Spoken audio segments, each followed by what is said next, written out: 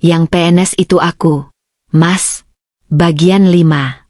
Karya, Said saja.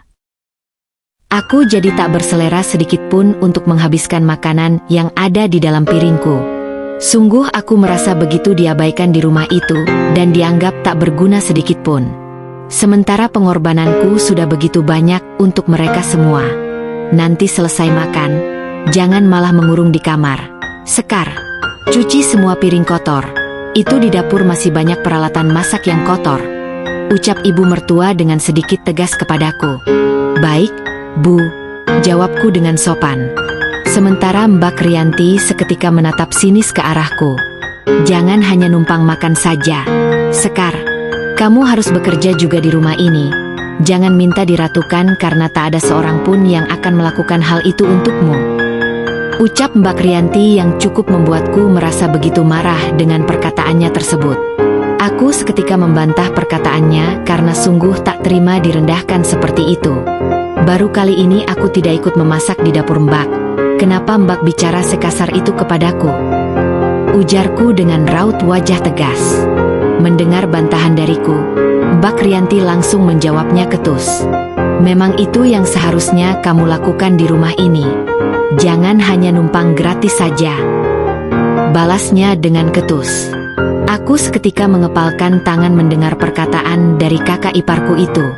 Hingga aku pun langsung bicara kepada Mas Bayu yang duduk tepat di sampingku. Mas, tolong katakan kepada kakakmu kalau aku bukan beban di rumah ini. Ujarku dengan sedikit tegas kepada Mas Bayu. Mas Bayu menatap ke arahku lalu sedikit menyipitkan matanya. Mereka hanya memintamu untuk mencuci piring setelah makan nanti.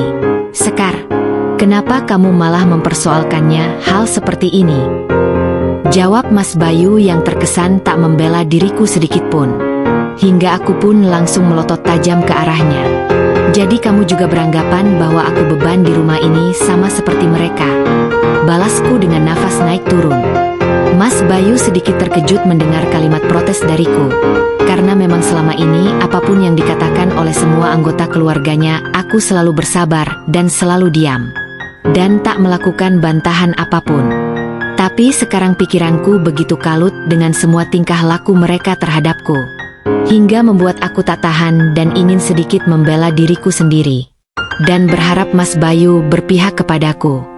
Kenapa kamu bicara sekasar itu kepada suamimu? Sekar? Apa kamu tak menganggap dia suamimu lagi? Ucap ibu mertua dengan kesal kepadaku. Aku jadi tersenyum miring mendengar tuduhan dari ibu mertua kepadaku. Apa selama ini aku begitu pemalas di rumah ini? Hingga sampai kalian memperlakukan aku seburuk ini? Baru satu kali aku tidak ikut bekerja di dapur. Ibu dan juga Mbak Rianti malah bersikap seperti ini kepadaku. Seakan-akan selama ini aku hanya menopang kepada kalian di rumah ini. Ujarku dengan kesal. Memang benar kan yang disampaikan oleh Rianti? Malau kamu hanya numpang gratis di rumah ini? Lalu kenapa kamu marah? Lagi pula gaji honormu selama ini tak pernah kamu berikan kepada kami untuk memenuhi kebutuhan rumah ini. Jadi jangan protes. Jawab ibu mertua dengan ketus. Aku seketika melotot ke arah Mas Bayu agar ia sedikit menghentikan tuduhan dari semua anggota keluarganya, dan sedikit membelaku tapi Mas Bayu malah memasang wajah biasa saja dan kembali melanjutkan makannya. Mas Bayu, apa Mas tidak ingin mengatakan apapun? Atau apa perlu aku yang bicara dan mengatakan kepada mereka semua apa yang sebenarnya terjadi? Ujarku yang membuat suapan Mas Bayu langsung terhenti. Dan dia seketika melotot ke arahku. Jangan macam-macam Sekar. Ancamnya dengan ketus. Kalau begitu bicara kepada mereka semua, kalau aku bukanlah beban bagimu. Jawabku dengan suara lantang. Mas Bayu lalu menatap ke arah wajah ibunya, kemudian kepada kakak kandungnya yaitu Rianti. Lalu sedikit membeku.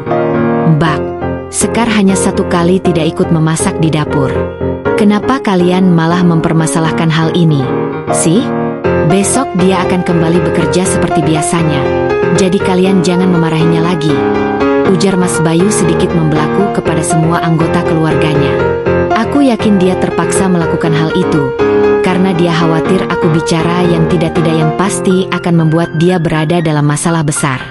Kenapa kamu malah membela istri mandulmu ini, Bayu? Ibu rasa kalaupun dia tidak ada di rumah ini, semuanya pasti baik-baik saja. Jawab ibu dengan ketus. Perkataan ibu mertua langsung membuatku berdiri dari tempat duduk kemudian menatapnya dengan wajah tak percaya.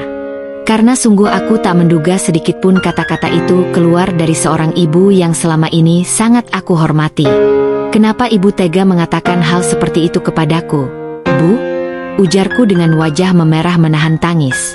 Karena sungguh aku begitu terluka saat dia menyebutku sebagai perempuan mandul. Padahal saat aku dan juga Mas Bayu memeriksakan diri ke rumah sakit, mereka bilang aku baik-baik saja, jadi tidak mungkin aku mandul, seperti perkataan ibu mertuaku barusan. Ibu mertua seketika malengos mendengar bantahan dariku. Memang itu kenyataannya kan? Sudah 6 tahun menikah, tapi kamu belum juga hamil. Entah apa yang ibu harapkan dari kamu. Apalagi ditambah dengan status honormu itu. Sungguh ibu benar-benar merasa menyesal sudah memperbolehkan kamu menikah dengan Bayu dulu. Jawabnya dengan ketus. Ayah mertua yang mendengar perdebatan itu langsung mendinginkan suasana. Sudahlah Diana, kenapa kamu malah menyudutkan menantumu sendiri? Mungkin belum rezeki mereka untuk mendapatkan seorang keturunan. Jawab ayah mertua memperingatkan ibu mertuaku. Tapi ibu mertua langsung membantah perkataan dari ayah mertua barusan. Ibu capek mendengar gosip dari para tetangga yang bilang bahwa dia perempuan mandul. Bahkan para tetangga sering menghasut ibu untuk memaksa Bayu untuk menceraikan Sekar. Tapi selama ini ibu selalu menahannya. Karena ibu merasa kasihan kepadanya. Tapi sekarang dia sudah berani membangkang. Ibu jadi kesal. Balas ibu mertua dengan acuh. Mas Bayu hanya diam saja mendengar perkataan dari orang tuanya terhadapku. Sementara Mita kemudian bicara kepada Bayu yang membuat wajahku langsung memerah menahan amarah. Oh ya Mas Bayu, tadi sore aku bertemu dengan Mbak Wulan loh. Dia cantik sekali Mas. Dia bahkan bicara sebentar denganku. Dan dia menanyakan kamu. Ucap Mita dengan mata berbinar ke arah Mas Bayu. Mendengar nama mantan kekasih hatinya itu disebutkan oleh adik kandungnya, Mas Bayu seketika menjawab dengan mata yang terlihat begitu gembira mendapat kabar mengenai mantan kekasih hatinya itu. Benarkah tadi kamu bertemu dengan Wulan? Di mana? Tanya Mas Bayu antusias. Wah, kelihatannya ada yang kangen sama mantan terindahnya ya, ujar Mbak Rianti sambil tertawa. Aku jadi mengepalkan tangan mendengar pembicaraan itu. Sungguh aku tak ingin mendengar apapun lagi hingga kemudian pergi meninggalkan meja makan dan membiarkan apapun yang mereka bicarakan. Aku sungguh merasa begitu terhina, mereka semua seakan tak menganggap keberadaanku di sana. Bahkan sekarang mereka berani membicarakan mantan kekasih hati Mas Bayu tepat di hadapanku. Sementara ibu mertua secara terang-terangan mengatakan bahwa aku perempuan mandul dan tak berguna, sungguh aku merasa begitu terhina.